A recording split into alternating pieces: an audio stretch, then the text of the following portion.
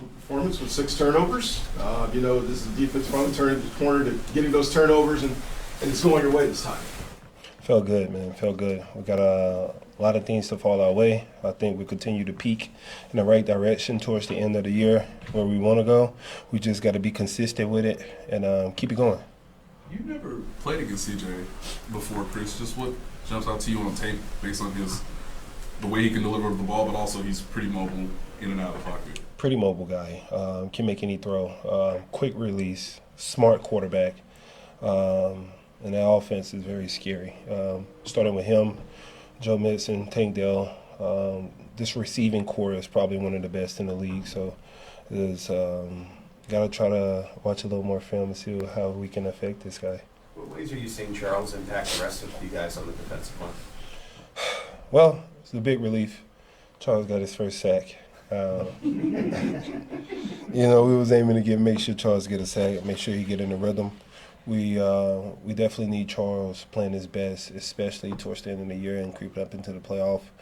It can be vital for our defensive line success. I think he's continuing to doing that. Tershawn Wharton is playing some of his best ball right now, and we got to keep George at it. You and George, kind of switching back and forth, 1-2 in the sacks department there. George has the lead right now, but how much more does that give you determination to pass him, just as just kind of a personal back and forth between you guys? That's always friendly competition. Don't take that lightly, George. But we got 3 more games of the year. I think George is at 7. I'm at 5.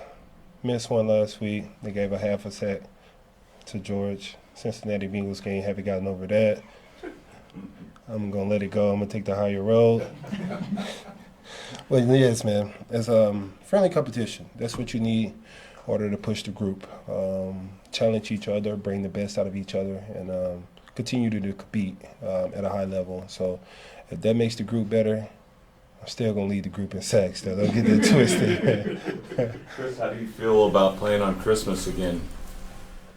Well, the fact that we got a game on Saturday and we come back Wednesday and have a game and we had a week 6 bye week felt multiple ways. But Coach Reed is doing a very, very good job of making sure we're recovering well and helping us out within the practice schedule. We're going to try our best to recover. It's a quick turnaround. Make sure we're mentally locked in and make sure we can do what we can physically to get ready for a back-to-back game. Chris, is it off of that? Is it even more frustrating considering y'all are trying to chase the 1 seed and you don't have a regular Sunday to Sunday to Sunday schedule this late in the year?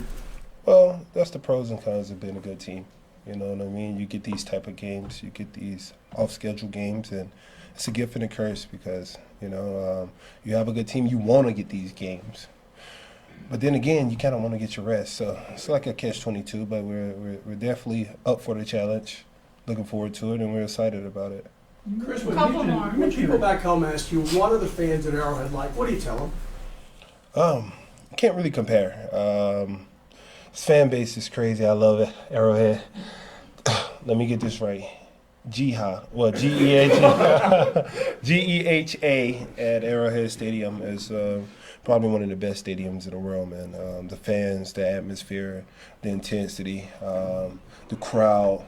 It just we gotta get a better DJ in there. The music is a little outdated, but I love the fans. Chris, I don't know if you were aware of this, but the last time the Chiefs had won every game during the regular season at home was 2003.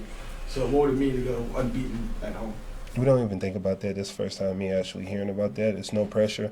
Our game is to focus on, our goal is to focus on the game ahead of us and try to win that.